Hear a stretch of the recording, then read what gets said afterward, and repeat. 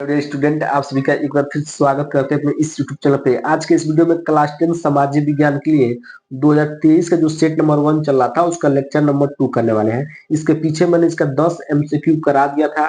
यदि अभी तक आपने उस वीडियो को नहीं देखा है तो उस वीडियो को जाकर जरूर देख लीजिएगा। उन 10 एमसीक्यू में जो मोस्ट इंपोर्टेंट एमसीक्यू है मैंने ऑलरेडी टिक लगवा दिया है, तो आपके लिए बेहद ज्यादा जरूरी है पिछला वीडियो देखना है। ठीक है, यदि आप 2025 के एग्जाम में 95 प्लस स्कोर करना चाहते हैं कम से कम समय में, तो आपको 2023 का और 2024 का 2023 का 2024 के जितने भी पेपर है यदि आपने सॉल्व कर लिया बाबू, हर एक प्रश्न को तैयार कर लिया, तो इन्हीं दोनों साल से पेपर 2025 से बन के आएंगे 100% है। मैंने ऑलरेडी 2024 के जितने भी पेपर है मैंने सॉल्व करवा दिया है। उन सभी पेपर का जो वीडियो है चैनल के प्लेलिस्ट में क्रम से पड़े हुए हैं, जाकर आप देख सकते हैं। अब हम लोगों ने 2023 का भी सॉल्व करवाने का वादा किया है, तो अब इसको हम स्टार्ट करते हैं और इसके हम अगले वाले एमसीक्यू क्वेश्चन को सॉल्व करते हैं। ठीक है, यदि आप हमारे चैनल पर पहली बार आए होंगे तो चैनल को सब्सक्राइब कीजिएगा, वीडियो को लाइक और एक प्यारा सा कमेंट जरूर करना है। ठीक है, चलिए अब लोग अगले एमसीक्यू की तरफ बढ़ते हैं। ठीक है, अगला एमसीक्यू ध्यान से देखिएगा आप लोग, थोड़ा सा इसको हम छोटा कर लेते हैं। ठीक है, देखिएगा अगला एमसीक्यू देखिए 10 तक मैंने करा दिया था। अब हम चलते हैं 11 नंबर प्रश्न पर। 11 नंबर प्रश्न क्या है, ध्यान से देखिए। 11 नंबर प्रश्न क्या है, 11 प्रश्न है कि निम्नलिखित में से किस राज्य में सीढ़ीदार खेती की जाती है। आपको बताना है कि इसमें से कौन सा ऐसा है जिसमें सीढ़ीदार खेती की जाती है। हरियाणा, पंजाब या उत्तराखंड या उत्तर प्रदेश के मैदान में। ठीक है, तो सीढ़ीदार खेती किस में की जाती है बाबू आपका, तो आपका राइट आंसर हो जाएगा ऑप्शन नंबर स, मतलब तीसरा क्या हो जाएगा, राइट आंसर हो जाएगा उत्तराखंड में क्या किया जाता है बाबू, सीढ़ीदार खेती की जाती है। ऑप्शन नंबर क्या हो जाएगा, स क्या हो जाएगा, इसका करेक्ट आंसर हो जाएगा। ठीक है, अब लोग चलते हैं 12वें प्रश्न पर। बताना है कि निम्नलिखित में से कौन सी रबी फसल है। अब बताना है कि कौन सा है जो रबी फसल है, चावल, मोटे अनाज या चना या कपास। ठीक है, तो आपका जो रबी फसल होता है बाबू कौन होता है, आपका जो चना होता है क्या होता है, एक रबी फसल होता है। तो इसको आपको याद रखना, इंपोर्टेंट प्रश्न है ये भी। ठीक है, अगला प्रश्न है कि मोनाजाइट रेत में निम्नलिखित में से कौन सा खनिज पाया जाता है। मोनाजाइट रेत में निम्नलिखित में से कौन सा खनिज पाया जाता है, खनिज तेल, यूरेनियम या थोरियम या कोयला। ठीक है, तो इसका राइट आंसर क्या हो जाएगा कि मोनोजाइट रेत में कौन सा खनिज पाया जाता है, तो आपका थोरियम क्या पाया जाता है, थोरियम। ऑप्शन नंबर तीसरा क्या हो जाएगा, इसका करेक्ट आंसर हो जाएगा थोरियम क्या किया जाता है, मोनोजाइट रेत में पाया जाता है। ठीक है, अगला प्रश्न है कि निम्नलिखित में से कौन सा उद्योग चूना पत्थर को कच्चे माल के रूप में प्रयोग करता है। ठीक है, निम्नलिखित में से कौन सा उद्योग चूना पत्थर को कच्चे माल के रूप में प्रयोग करता है।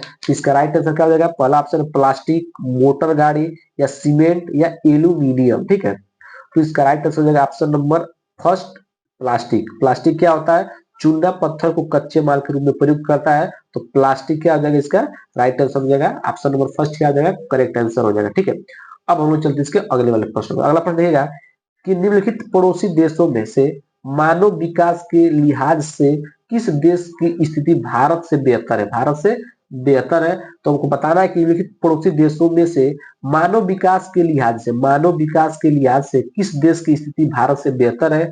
पाकिस्तान, बांग्लादेश या श्रीलंका या नेपाल। ठीक है, तो इसका राइट आंसर क्या हो जाएगा, इसका राइट आंसर हो जाएगा ऑप्शन नंबर थर्ड श्रीलंका में। श्रीलंका में क्या बाबू, मानव विकास के लिहाज से क्या है, भारत से बेहतर है। कौन सा देश है आपका, श्रीलंका। ठीक है, अगला प्रश्न क्या है कि निम्नलिखित में से कौन सा खनिज धात्विक है।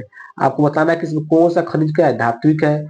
अभ्रक, कोयला, लौह अयस्क या चूना पत्थर। ठीक है, तो आपको पता होना चाहिए कि आपका जो खनिज धात्विक कौन सा है, लौह अयस्क क्या है, एक खनिज धात्विक है। क्या है, खनिज धात्विक है। ऑप्शन नंबर तीसरा क्या जाएगा, इसका करेक्ट आंसर हो जाएगा। ठीक है, अब हम लोग चलते हैं इसके अगले वाले प्रश्न। अगला प्रश्न क्या है कि एक वस्तु का अधिकांशतः प्राकृतिक प्रक्रिया से उत्पादन में सम्मिलित है।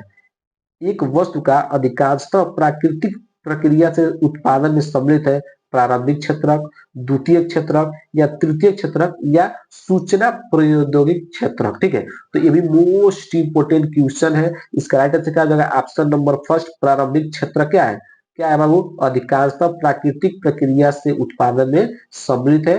प्रारंभिक क्षेत्रक। ऑप्शन नंबर फर्स्ट क्या देगा इसका करेक्ट आंसर हो जाएगा। ठीक है, अब हम लोग चलते हैं इसके अगले वाले प्रश्न पर। अगला प्रश्न क्या है कि एंथ्रासाइट एंथ्रासाइट का संबंध निम्नलिखित में से किस खनिज से है? लौह अयस्क, बॉक्साइट, कोयला या सोना। एंथ्रासाइट का संबंध निम्नलिखित में से किस खनिज से है? तो कोयला से। ऑप्शन नंबर तीसरा क्या होगा इसका करेक्ट आंसर हो जाएगा। क्या है? कोयला है जो एंथ्रासाइट खनिज से संबंधित है। ठीक है, अब हम लोग चलते हैं इसके अगले वाले प्रश्न पर। अगला प्रश्न ध्यान से समझिएगा। अगला प्रश्न क्या है? अगला प्रश्न है कि निम्नलिखित में से किस वर्ष बांग्लादेश ग्रामीण बैंक की स्थापना की गई थी?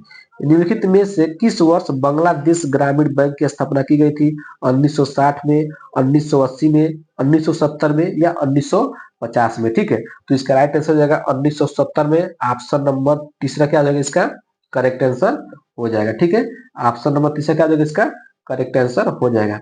अगला प्रश्न रहेगा और आखिरी प्रश्न कि सार्वजनिक और निजी क्षेत्रों का वर्गीकरण निम्नलिखित में से किस आधार पर निर्धारित किया जाता है? ठीक है, रोजगार की शर्तें, ठीक है, आर्थिक गति की प्रकृति, उद्यमों के स्वामित्व या उद्यम में नियोजित श्रमिकों की संख्या पर। ठीक है, तो इसका राइट आंसर क्या हो जाएगा? इसका राइट आंसर हो जाएगा आपका कि जो सार्वजनिक और निजी क्षेत्रों का वर्गीकरण आप किसी कहता है उद्यमों की स्वामित्व पर।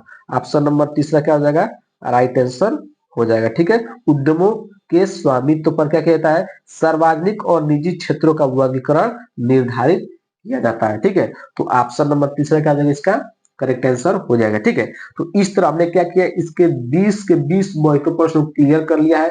सभी प्रश्न इंपोर्टेंट है, मोस्ट इंपोर्टेंट सभी प्रश्न है। इन सभी को आपको जरूर से जरूर तैयार कर लेना बाबू। ठीक है, तो वीडियो कैसा लगा वो कमेंट बॉक्स में जरूर बताइएगा।